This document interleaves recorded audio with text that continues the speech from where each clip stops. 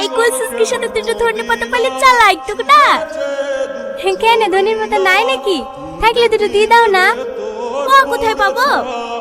তাহলে এক কাজ করো না ভাবি, সালমার বয়ফ্রেন্ডকে ফোন লাগাও, দেখো এক্ষুনি ধনেপাতা নিয়ে চলে আসবে। ঠিক বলেছি। হ্যালো। হ্যাঁ হ্যাঁ ভাবি বলো। কোথায় আছো?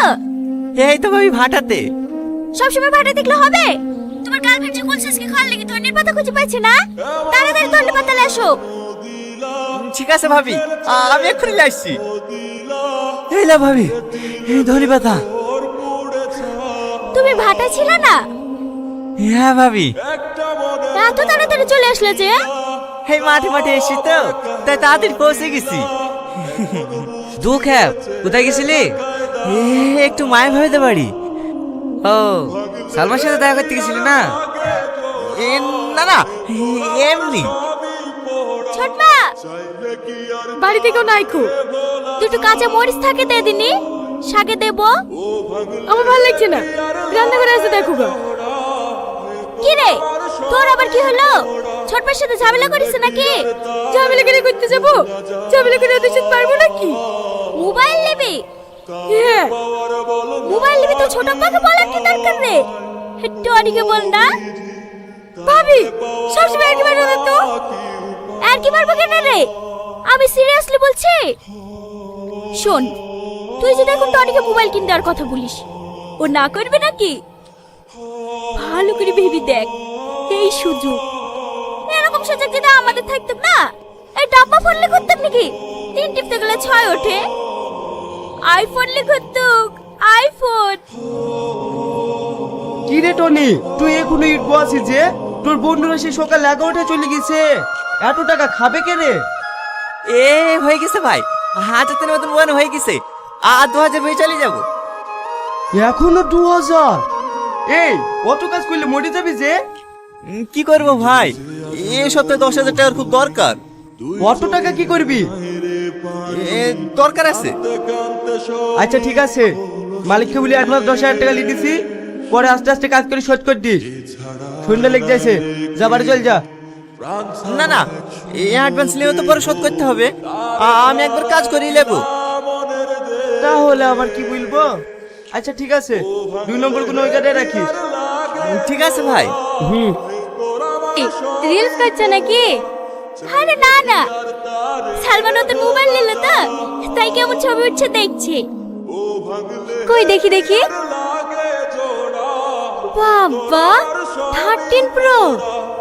এই কদিন আগে তো খালা তোকে একটা সেকেন্ড হ্যান্ড মোবাইলও কিনে দিতে চাইছিল না, এখন আবার এত দামি মোবাইল কিনে দিল। ছোটমা কিনে দেবে কেন? টনি কিনে দিয়েছে। কিরে বান্ধবী, তলে তলে এত দূর? শোন বকিসনি। আচ্ছা আচ্ছা ঠিক আছে, বকবো না। নতুন মোবাইল নিলি, কিছু খাওয়া? হ্যালো কে? আমি সালমা, এটা আমার নতুন নাম্বার। ও মোবাইল পছন্দ হয়েছে তো? এই হ্যাঁ, ভাবি তোমার সাথে কথা বলবি। গার্লফ্রেন্ডকে মোবাইল কিনে দিলা, আমাদেরকে কিছু খাওয়াবে না? হ্যাঁ হ্যাঁ, খাওয়াবে না কেন? তাহলে বাজার থেকে 500 ঝাল বাড়া নিয়ে আনো। এখন? হ্যাঁ একটু কাজ ছিল তো, একটু পরে গেলে হবে না? আমাদের আবার কি? তোমার গার্লফ্রেন্ডে তোমাকে দেখা লেগে ছটফট করছিল। ঠিক আছে পরে আসো। না না ভাবি, আমি এখন আসছি। তুমি খাও। না না আমি খাবো না। ভাই আসলেই পাগলা, এভাবে বললে কেউ খায়? হাতে করে খাই দিতে হবে তো। হ্যাঁ হ্যাঁ, এলো সালমা, খাও। ঠিক আছে ঠিক আছে, আমি খাচ্ছি। কি গো, লাঠি নিয়ে কোথায় যাচ্ছ? তোমার গুণধর ছেলেকে খুঁজতে, ওকে না মেরে আজ আমি ভাত খাবো না।